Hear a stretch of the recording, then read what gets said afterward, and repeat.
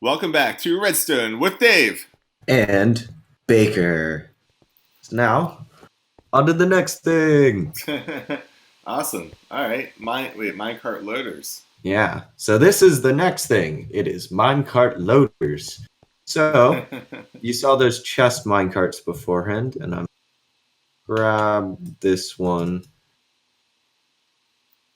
and flip the switch and put it over here. So, this minecart is just going back and forth between a loader and an unloader. Okay. That's all it's doing. So basically what this is doing is if we put some items in here, let's just grab half a stack of sandstone, and I put it in this chest. It's now loads the items, and I took out some of the sandstone.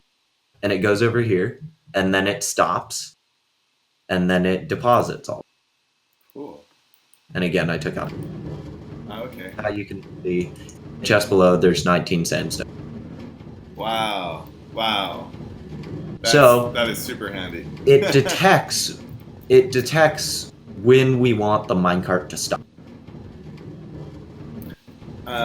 Okay, so it's the hopper. As soon as it just detects that there's something in the hopper, and then, or I guess in the chest above it, and then it knows to stop. Show you. Okay. Wait. Apparently. All right. The more you know. So now I've just stuck that thing up there. So right now, if you put items into this chest, so I'll put a stack of sand, it immediately, the hopper starts picking. And once the hopper has items in it, this comparator that I can't jump on turns on, which and then this torch inverts that signal, right? The torch that right here, this redstone torch, inverts that signal, turning off this redstone dust, turning off the repeater, which depowers this powered rail. Now, powered rails act like brakes when they're not powered. So if I have a bunch of powered rails, and then a non-powered rail, and then a couple of normal rails, and then power these guys, and this one's not powered, and then I have stuff side minecart with middle click, there we go, a little while, and I place it here, it bounces off. Yeah, look at that, it slows down to a crawl. Yeah, and so then I place one here, and so now these are powered, and now they provide acceleration. Oh, yeah. And it stops on that one because it's a brake. Okay. So again, place it here, these are powered, and then it stops on the brake. Okay. So the brake slows it down. In this case, if we had two powered rails here, that would stop it totally. I was definitely not aware of that. Cool. So it's a pretty nice utility because you can have the minecart always pass through when the rail's powered, but say you want the minecart to stop, you can just unpower the powered rails.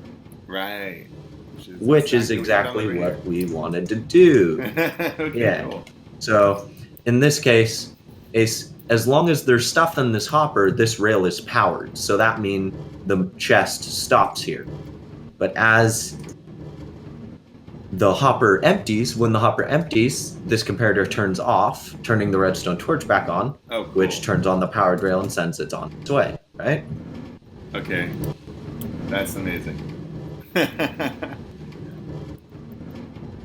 So then and then in the same situation, hopper stops, and when it gets up here, this hopper grabs some items out of the chest before it can get back, and then the comparator turns on because there's items in the hopper, which is inverted by this redstone torch, and then this redstone dust is what powers that powered rail. So even if there's just one item in that minecart chest, that hopper will just suck it up in that half second, and then it turns off this powered rail, long enough for the minecart to come to a complete stop, and then continue only once this hopper is empty. Right? Yeah. So when this hopper is empty, it means that the minecart chest is also empty. So then this comparator turns off because the hopper is empty.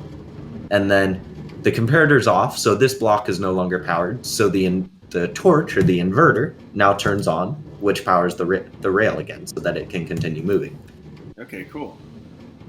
However, a problem you run into with this mechanism is, what if there's more items in the chest can fit in the hopper or in the chest minecart? The hopper will always be on, right? Yeah. Because there's still more items in the hopper than can fit in the chest minecart, right? True. So, and then the other thing is, when this minecart isn't working, when we don't need the minecart to do anything, it just bounces back and forth. So imagine if this was like a 100-block long track, and you wanted to put some items in here and wanted to send them off. But as you do that, right before you put the items in here, the minecart leaves this station. It's going to take it like a minute and a half to get back and even start loading, right? Yeah.